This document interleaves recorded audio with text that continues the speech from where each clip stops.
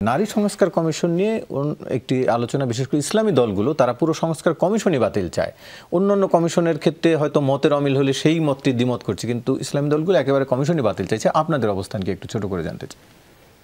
না, আসলে সংস্কার কমিশন নিয়ে অল্প সময়ে কথা বলা খুব টাফ, কারণ বিশেষ করে নারী সংস্কার কমিশনের কিছু প্রস্তাব সত্যিকার অর্থে এখানকার জনমতের প্রতি ফলন ঘটছে কিনা এটা নিয়ে শঙ্কা থেকে যায়। পাশাপাশি এখানে ইসলামিক দলগুলোর এখানে একটা দাবি আছে যে তারা এখানে সংস্কার কমিশনের যারা সদস্য ছিলেন তারা প্রায় সবাই একটি ঘরানার ব্যক্তিত্ব এবং সবাই এনজিও, সুশীল সমাজ এবং বিদেশি ফান্ডেড বিভিন্ন প্রজেক্টে দীর্ঘদিন ধরে কাজ করার অভিজ্ঞতা আছে। মূলত এর বাইরেও কিন্তু বাংলাদেশের নারী উদ্যোক্তা আছে এবং গ্রামীণ শক্তিশালী নারী আছে, প্রশাসনে নারী আছে, রিটায়ার্ড এখানে বিচারপতি আছেন, তাদেরকে কিন্তু এখানে অন্তর্ভুক্ত করা হয়নি। এর মাধ্যমে যেটা হয়েছে, বাংলাদেশে যেহেতু শুধুমাত্র মুসলিম না, সংখ্যাগরিষ্ঠ মুসলিম প্লাস এখানে হিন্দু বিবাহ আইন, যে হিন্দু সম্পত্তি আইন, এগুলোর প্রতিও কিন্তু এখানে খুব বেশি আপনার সুবিচার করা হয়েছে বলে মনে হচ্ছে না।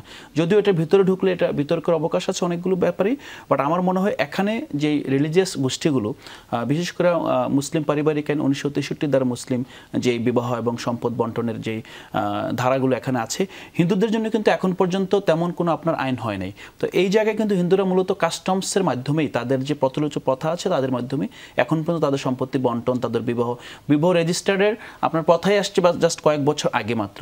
তো সেই জায়গায় যদি আপনার পুরোপুরি এখানে ধর্মীয় যেই কাস্টমস আছে, বিধান আছে, এগুলোর বাইরে গিয়ে একেবারে আপনার ওয়েস্টার্ন ধাঁচের যে ইভেন ডিভোর্সের পরও দুজনই সমান সম্পত্তি পাবেন, যে ক্ষেত্রে আসলে সম্পত্তিতে নারী হিস্সা নিয়ে তর্ক শেষ হয় নাই, সেখানে আপনার আপনাদের প্রস্তাবটা কি তাদের প্রস্তাবের কিছু কিছু জায়গায় সংশোধন চান বা দ্বিমত পোষণ করছেন, নাকি পুরো এখানে একটা বিষয় হলো যে প্রথমত যেই প্রশ্নটা উঠেছে যে এই কমিশনের যারা মেম্বার আছে তারা আসলে ইনক্লুসিভ কিনা, তারা এখানকার যে সংখ্যাগরিষ্ঠ নারী আছে, সেটা তো গঠনের সময় আসলে প্রশ্ন করা উচিত ছিল। এখন প্রস্তাব দেওয়ার পরে যদি গঠন প্রক্রিয়া নিয়ে প্রশ্ন করা হয়, সেটি আসলে ঠিক হচ্ছে কিনা। আপনি আমার কাছে জানতে চেয়েছেন যে আসলে এটা নিয়ে আমাদের অবস্থান কি। তো আমরা যে তাদের যে সংস্কার প্রস্তাবটা এসেছে, এই প্রস্তাবগুলোর প্রতিটি ধারা পর্যবেক্ষণ করে দেখা যাচ্ছে যে একটা বিশেষ গোষ্ঠীর এজেন্ডা আসলে সংখ্যাগরিষ্ঠ নারীর উপর চাপিয়ে দেওয়ার এখানে